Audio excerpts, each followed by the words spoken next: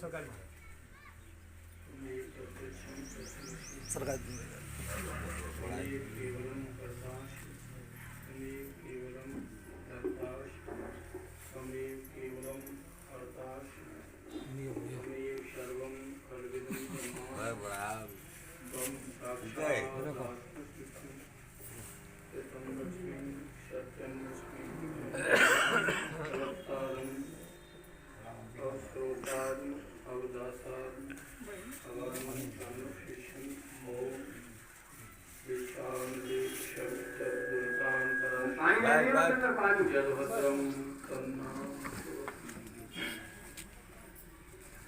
राते प्राते स्मरणीय अर्चनीय वंदनीय सतगुरुदेव भगवान के श्री चरणों में नतमस्तक होते हुए आज की श्री सभा के अध्यक्ष पद पर प्रतिष्ठित परम श्रद्धेय पूजनीय संत श्री आत्मानंद जी महाराज के श्री चरणों में कोट कोट नमन करते हुए उपस्थित संत समाज एवं आदरणीय माता को प्रणाम करते हुए सभी विधि समाज संचालक महोदय और इस सत्संग रूपी सत्ता में सभी सरावर होने वाले माता बहन भाई बंधु सभी का चंदन वंदन अभिनंदन करते हुए प्रयास करेंगे आपकी श्रृंखला से जुड़ने का। क्या मिनट लगी है पहले 10 चाय जितनी बोली चाहते बोलो। हाँ हमने चार छन्नू काम ले तो दो बार हाँ ठीक है बोल ले दो अब राजी से बोले खूब ये तो बोल सको।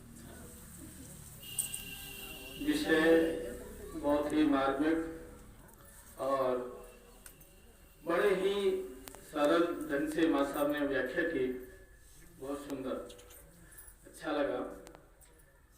और अब हमारी तो सामर्थ्य है महिला को बड़ी में जाएगी पलटा उल्टी भली करते रहे। और सुंदर कहा भगवान की वाणी है, कामेश क्रोधेश रजोगुण समुद्भव महाशनु महापात्मा विद्नेमी वैरना। भगवान कह रहे हैं कि ये काम रजोगुण से उत्पन्न होता है। स्पष्ट हो गया, कामना उत्पन्न गाते रही है रजोगुण से। 3 गुण। अब रजोगुण में अगर हम हैं तो कामना उत्पन्न होगी। हाँ स्वाभाविक है, भगवान की वाणी में जान को भी थक रहे है ना।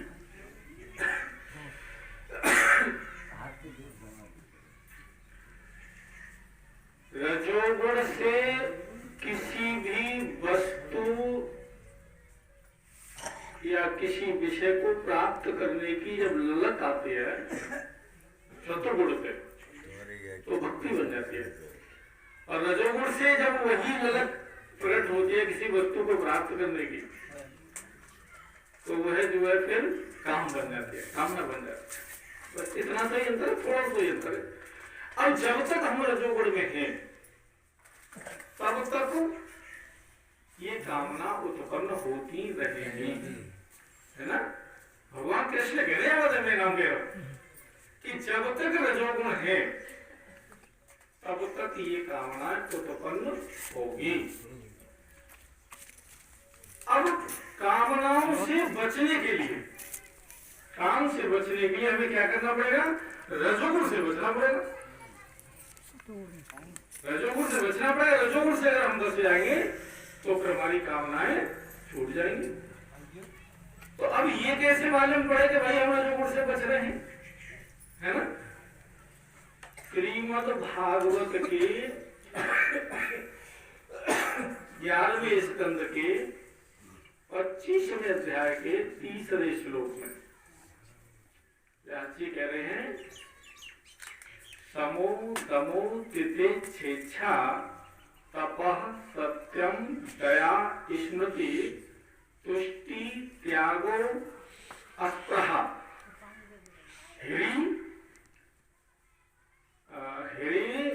दयाद स्वनिवृत्ति। ये लक्षण अगर आपके अंदर प्रकट होने लगे हैं तो आप जान दोनों नष्ट हो गए हैं और ये हम सतोगुण में इस समय विद्यमान हैं। बात समझ में आ रही है? इसलिए कह रहा है समो दमो तितिच्छा, यहाँ दो है मिले हुए, तितिच्छा और इच्छा को मिला करके तितिच्छा कहा है वहां। समो दमो तितिच्छा तपः सत्यम दया स्मृति, ये लक्षण जाएंगे सतोगुण के। तुष्टि त्यागो अस्पृहा ह्री दयाद, यानी इसी श्लोक में 2 बार दया शब्द आया। पहली भक्ति में भी दया शब्द है और दूसरी भक्ति में भी दया शब्द है। ह्री दयाद शून्य प्रति, अगर ये लक्षण आपके अंदर आ गए हैं तो आप जान लीजिए कि आप सतोगुण में विद्यमान हैं। अगर इतना नहीं है तो फिर अभी आप रजोगुण और तमोगुण में पढ़े, आगे व्याख्या में नहीं जाएंगे। इसी बात को थोड़ा सा इसे रखेंगे। शम, शम क्या है? हमारा मन जो है बस में हो, हमारा मन हमारे बस में हो, क्योंकि जब तक मन हमारी इंद्रियों के साथ नहीं जुड़ता है तब तक कोई क्रिया नहीं हो सकती। मन सबसे विशेष कहा है हमारे इंद्रियों में, तो मन का सम हो जाना, समो दमो यानी इंद्रियों का भी निग्रह हो जाना। इंद्रियां अपने विषय को देख करके विषयों की तरफ लालायित न हो, यानी समो दमो तितिच्छा, यानी किसी भी प्रकार का कोई कष्ट जब आ जाता है उसको बिना चिल्लाए हाय तौबा करे सहन कर लेने का नाम ही तितिच्छा है। तितिच्छा, समो दमो तितिच्छा, इच्छा, इच्छा यानी किसी भी क्रिया को करने से पहले उसके आगे पीछे की बात को बढ़िया तरह से जान लेना और उसके बाद क्रिया को करना। इच्छा शब्द का वहां जो प्रयोग किया गया वहां समो तमो तितिच्छा तपः, यानी हमारे सनातन में जो वर्णाश्रम धर्म है, वर्ण आश्रम धर्मों का किसी भी कठिनता के साथ झेलते हुए पालन करने का नाम तप है। सत्यम, सत्य 2 प्रकार का समझने में आता है, एक व्यवहारिक सत्य, एक पारमार्थिक सत्य। तो यहाँ जो सत्य बात की जा रही है वो व्यवहारिक सत्य की बात की जा रही है। जैसा हमने देखा है, जैसा हमने सुना है, जैसा हमने व्यवहार किया वैसा का वैसा ही कहना सत्य। और दया, जीवों पर दया भाव रखना। और स्मृति, हमारी जो भी हम जो क्रिया करते हैं उसमें हमारी पूर्ण निष्ठा के साथ हम उसमें क्रिया में तल्लीन हो। तुष्टि, जितना भी हमारे प्रारब्ध दोष हमको प्राप्त हो रहा है उसमें संतुष्ट हो जाना। त्याग, ये बड़ी विलक्षण सी बात है। हम भोजन करते हैं, ऐसे ही धन का भी संग्रह करते हैं। भोजन का संग्रह हमारे उदर में जाकर के होता है, ऐसे ही हम धन का भी संग्रह करते हैं। तो जब भोजन करने के बाद अगर हम उस मल का त्याग करने नहीं जाएंगे तो क्या हो जाएगा? बीमार हो जाएंगे। ऐसे ही संग्रह किए हुए धन को भी खर्च कहाँ करना है उसकी ठीक से जानकारी करके यथार्थ स्थान पर उसका खर्च करने की जो क्रिया है वो भी हमको आना चाहिए। 100 रुपये हमने कमाए, 100 रुपये कमाने के बाद घर को जा रहे हैं, रास्ते में हमको शराब का ठेका भी मिलेगा और रास्ते में सब्जी की हाट भी मिलेगी, लेकिन हमको वो 100 रुपये कहाँ खर्च करने हैं, ये हमको आना जरूरी है। वो हमको आना बहुत जरूरी है। हमें वो सब्जी लेकर के जाएंगे तो पूरा परिवार संतुष्ट होकर के भोजन करेगा और हमें भी शांति मिलेगी। और अगर वही हमने अगर दारू के शराब में अगर 100 रुपये खर्च कर दिए हैं तो हमारी तो हानि होगी तो होगी, लेकिन परिवार की भी हानि होगी और जितने भी हमारे संबंध में है उन सबकी हानि होगी। तो त्याग यानी ये हमें खर्च करना भी आना चाहिए। तुष्टि त्यागो अस्पृहा, यानी किसी भी स्थिति में हमारे वो भगवान ने इस श्लोक में कहा है दुखेषु अनुदुग्धमना सुखेषु विगतेषु स्तर धीरमन रुच्यते।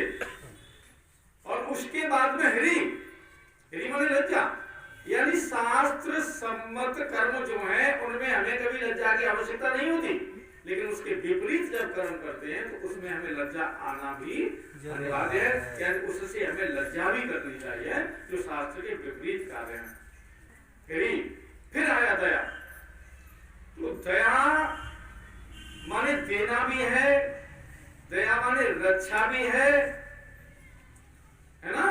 दया माने रक्षा भी है, दया माने दान भी है, और दया माने जाना भी है। दया के 3 अर्थ, चलने में भी दया है, रक्षा करने में भी दया है, और देने में भी दया। बीमार व्यक्ति को दवा देना दया है, कोई किसी को पीड़ित कर रहा है उसको बचाना यानी उसकी रक्षा करना भी दया है ना? और अपने जो सम्माननीय है स्थान, उन स्थानों पर जाना भी दया है। ऐसा दया का अर्थ बताया। और स्वनिवृत्ति ये एक ऐसी स्थिति है जिस स्थिति में किसी भी बाहरी पदार्थ की आवश्यकता नहीं होती, जो स्वयं अपने आप में ही बैठे बैठे आनंदित होने लगता है। अपने अंदर से जो प्रसन्नता आती है अपने आप में ही आनंदित होने लगता है, वो है स्वनिवृत्ति की स्थिति को वहां दर्शाया है व्यास जी ने। तो ये जब लक्षण हमारे अंदर आ रहे हैं तो फिर हमारे अंदर सतोगुण विराजमान है, और उस समय हमारे अंदर जो ललक उठेगी किसी वस्तु की प्राप्त करने की, वो भक्ति में और दूसरों के हित में होगी, तो वो हमारी कामना से नहीं जुड़ेगी। ऐसा तो शास्त्र की सम्मत बात। और हमारे माँ साहब ने कहा था, गुजर गए, उन्होंने कहा था कि ऐसा कभी नहीं हुआ है। थोड़ी सी बात मुझे याद आ रही है। एक हमारे बहुत अच्छे रचनाकार हुए हैं जिनका नाम है जयदेव जी। आप लोगों ने सुना होगा, गीत गोविंद की जिन्होंने रचना की। और ये उस समय की बात है कि गीत गोविंद पुस्तक की रचना उन्होंने कर दी थी, और रचना करने के बाद में अब उनके अंदर एक भाव आया कि मैं जगन्नाथ जी के दर्शन करूं। और वो जगन्नाथ जी के दर्शन करने के लिए तब पैदल यात्रा थी। पैदल यात्रा जब चलने लगे तो एक गांव में होकर के निकले, तो वहां रईसपाल जी जैसे 2-4 व्यक्ति पहुंचे थे। उन्हें अरे जी तो महाराज जी जयदेव जी हैं, जयदेव जी हैं। तो उन्होंने उनको रोक लिया। उन्होंने महाराज जी आज सुबह निकल जाना, ठीक है। वो वहां रुके। अब सत्संग हो रहा है, तो उस सत्संग में 4 चोर भी बैठे थे। उस सत्संग में 4 चोर भी बैठे थे। अब जब सत्संग सुबह 4 बजे विराम लगा तो रईसपाल जी जैसे महान व्यक्तियों ने उनकी, महाराज जी आप जगन्नाथ जी को जा रहे हैं, ये 4 मोहर रख लो, कहीं आपके काम आ जाएंगे आवश्यकता पड़ने पर। अब उन्होंने वो 4 मोहर रखी तो वो चोरों ने देख ली। अब जयदेव जी जब जंगल के मार्ग से आगे निकले तो पीछे से भी 4 चोर आकर के उन्हें बोले क्या है? बोले भाई तुमने एक सत्संग में बात कही थी कि 4 चीजों का ध्यान रखना चाहिए। बोले कौन कौन सी? जगह का, समय का, संग का, है ना? तो अब तुम देखो कि तुम्हारा वैसा क्या है। बोले कि क्या है? कि देखो जगह तो जंगल है, संग उतरा ना कोई अधूरा है ना? और समय अभी अंधेर और पास भी 4 भोर हमें दे दो। जयदेव जी तो उन्हें कोई लगा तो विशेष था, उन्हें निकाल के उन्हें 4 मोहर दे दी। जब उन 4 चोरों ने जब मोहर ले, उनके जी गांव वाले इससे इतना प्रेम कर रहे थे कि बड़ा माननीय व्यक्ति है, अच्छा संत है, तो कहीं जाकर लौट के जाने गाँव में कही थी तो गाँव वाले फिर हमको पकड़वा लेंगे, तो जाकर खेल खत्म करो। अब जयदेव जी की पिटाई की, और इतनी पिटाई की हाथ पैर तोड़ ताड़ के उन्होंने की फेरू जी कहूँ चिल्लावे वो एक कुआं में पटक गए। अब कुएं में पड़े पड़े जयदेव जी कहा रहे। अब निकलने के बाद में झट उनका ध्यान भगवान कन्हैया से लगा। और उन्होंने कहा प्रभु अगर तेरे को अच्छा लग रहा है कि मैं कुआं में पड़ा हूं तो मुझे तो यहाँ बहुत अच्छा लग रहा है, मेरे लिए तो तू यही मौजूद है। और झट उन्होंने अपना गीत गाना शुरू कर दिया। अब जो सुरीली आवाज कुएं से निकली तो वहां होकर के उस क्षेत्र का राजा निकला घोड़े पे, काम में आवाज दी, आवाज बड़ी सुरीली है, कहां से आ रही है। अब जब उस आवाज की तरफ घोड़े को बढ़ाया और आगे बढ़ा, आगे जाकर के उसने देखा तो आगे जाकर के मालूम पड़ा उसे कि अरे ये तो जयदेव जी की आवाज है। अब कुएं के पास पहुंच गया, बोले महाराज, बोले हाँ, बोले आप यहाँ, बोले हाँ, अरे निकलो निकलो। अब उसने अपने घोड़े की जीनी मीन फंसा कर गए और उनको जैसे कैसे निकाला उस कुएं में से। जब निकाल करके बाहर देखा तो उनके सारे खून खच्चर रहने 100% बोले महाराज किस दुष्ट ने तुम्हारा ये हाल किया है, मुझे बस बता दो, मैं उसकी खबर ले लूंगा। कि भाई अगर खबर ही लेनी है तो अपनी लो। जयदेव जी ने कहा अगर खबर ही लेनी है तो अपनी लो, उन्हें जाने दो। अब राजा की और श्रद्धा बढ़ी, श्रद्धा तो पहले से थी, लेकिन ये त्याग देखा कि जिस व्यक्ति ने इनके साथ ऐसा व्यवहार किया उसके लिए भी इनके कोई बुरा विवाद नहीं है। तो उन्होंने कहा महाराज जी आप मेरे साथ चलिए, और वो राजा उन्हें अपने साथ ले गया। बहुत उसने घुमा फिरा कर पूछने का प्रयास किया, लेकिन जयदेव जी ने उन चोरों के विषय में कोई बात नहीं बताई। आखिर राजा ने उनका इलाज कराया, इलाज कराने के बाद उनसे दीक्षा ले ली, गुरु बना लिया। बोले महाराज अब मैं आपकी क्या सेवा करूं। बोले एक सत्संग कर, संत समागम हो जाए। तो जयदेव जी की प्रेरणा से राजा ने एक संत समागम यानी बहुत बड़ा संतों का सम्मेलन लगाया। अब दूर दूर तक खबर गई। अब जब दूर दूर तक खबर गई तो उन 4 चोरों को भी मालूम पड़ गया। पूरे सत्संग उड़ा, छोटे मोटे सत्संग में 4 मोर मिली थी, बड़ा सत्संग है बहुत कुछ मिले। अब उस संत का वेश बना करके 4 अब राजा के दरबार में गए। अब सत्संग भवन में राजा का जो सिंहासन से भी ऊंचा सिंहासन जिस पर जयदेव जी विराजमान गुरु जी है। अब जैसे ही उन चोरों ने दरवाजे में अंदर प्रवेश किया और उनकी नजर जैसे ही गई सोई वो सूख गए। जयदेव जी ना बैठे और राजा थे ऊपर बैठे। अब कौन बचाना, ये तो पहचान लेंगे। अब वो निकलने का विचार कर रहे थे तो निकले कैसे, तब तक जयदेव जी ने उनको देख लिया। उन्होंने कहा राजा यहाँ इधर सुन, कहा ये जो 4 संत आ रहे हैं ना, कहा ये मेरे बड़े प्रिय संत हैं, इनको लाया जाए सम्मान के साथ बैठा। अब घबरा के बोले अब अच्छा दंड मिलेगा। राजा ने तुरंत अपने सेवकों को भेजा और उनको बुलाया, बड़े सम्मान के साथ बैठाया। उन्होंने कहा बैठा रहे, बाद में फांसी लगनी अब तो बचे वाले है ना। सत्संग हुआ, संत सम्मेलन, संतों ने अपनी अपनी वाणी रखी। सबकी वाणी पूरी होने के बाद जयदेव जी का भी विचार रखा गया। उसके बाद में जब सभी संतों को राजा पुरस्कार देने लगा तो जयदेव जी ने कहा राजा एक बात सुन। बोले क्या? कि तू जो कुछ मुझे देना चाह रहा है वो मेरे इन 4 मित्रों को दे देना। बहुत अब गुरु जी का तो सर्वश्रेष्ठ स्थान है, उनकी तो दक्षिणा सबसे बड़ी होनी चाहिए और सारी की सारी जिन्हें लेनी है जो उन 4 को जो है बांट दी गई।